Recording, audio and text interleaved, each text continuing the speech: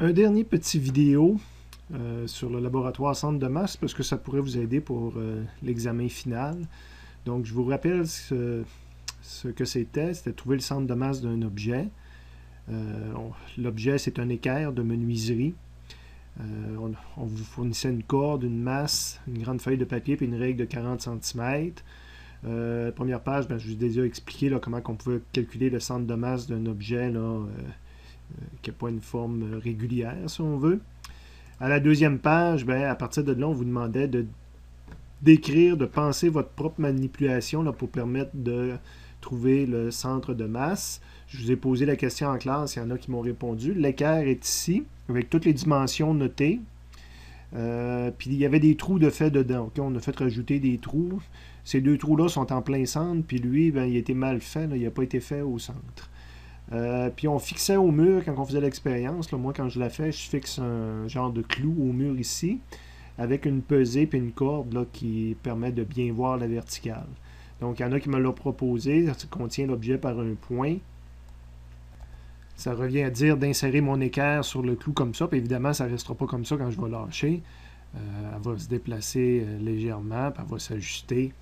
Elle va arrêter de bouger. Puis ce qu'on faisait, c'est qu'un équerre, c'est une règle graduée, donc il y a toutes des mesures. Je prenais la mesure, en note la mesure ici, puis je prenais en note la mesure ici pour pouvoir le retranscrire sur une feuille.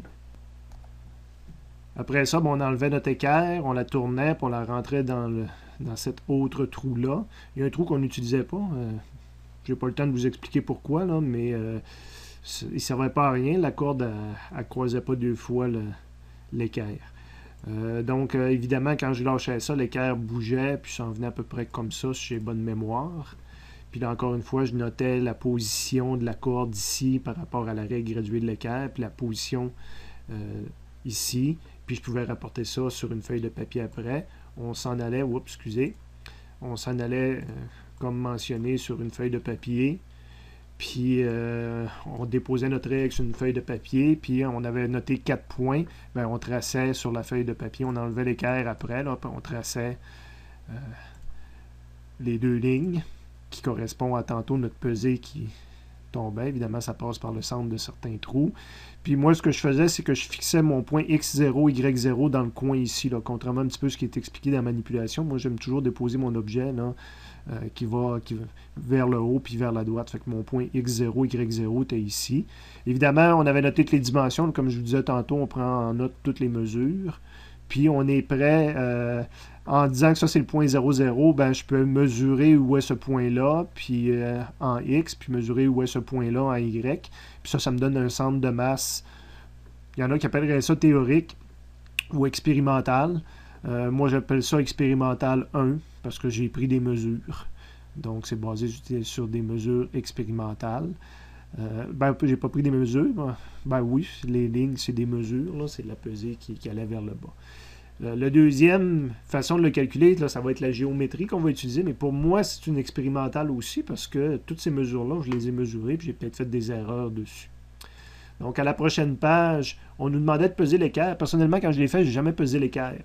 Puis c'est pour ça que c'est important que je vous en parle, que je vous le rappelle. Il y a des exemples là-dessus, mais on n'a pas besoin de peser l'équerre. Donc, j'avais oublié de le peser, puis moi, ça ne me bloquait pas du tout. Là.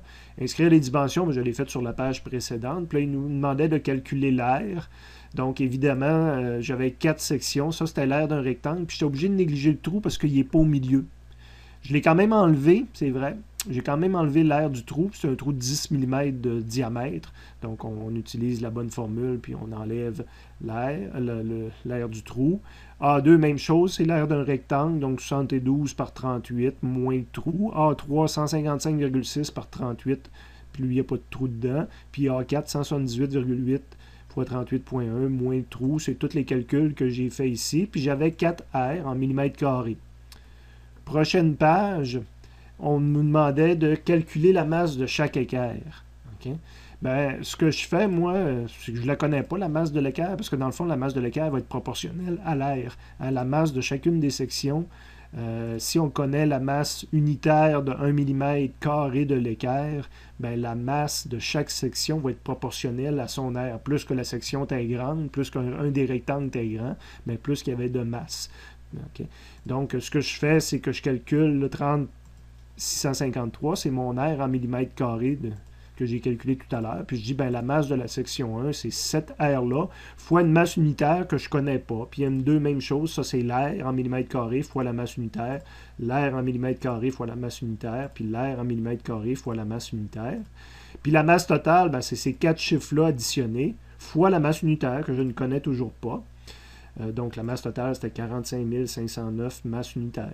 Et après ça, on me demande de calculer les coordonnées du centre de masse de chacune des sections. Mais ça, c'est purement de la géométrie. Ici, le centre, ben, c'est la moitié. Hein, c'est 50,8 divisé par 2. 50,8 divisé par 2. Donc, le centre de masse va être en plein milieu ici, puis il va être en plein milieu du 609,6. Puis on négligeait le trou là, parce qu'il était mal centré.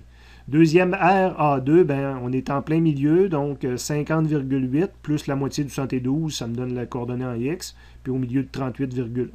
Puis étant donné qu'on a pris des aires où ce que le trou est en plein centre, ben, on sait que le centre de masse va être en plein centre du trou.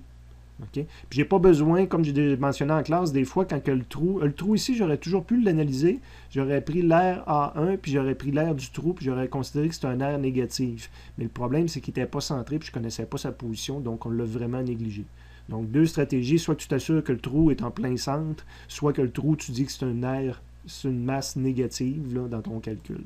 Puis A4, ben, le trou, encore une fois, le trou est en plein milieu, donc le centre de masse va être en plein milieu du trou, c'est-à-dire au milieu du 38,1, puis au milieu du 178,8, mais à lequel, parce que mon axe commence ici, j'ajoute 50,8 plus 72 plus 155,6 plus 178,8 divisé par 2.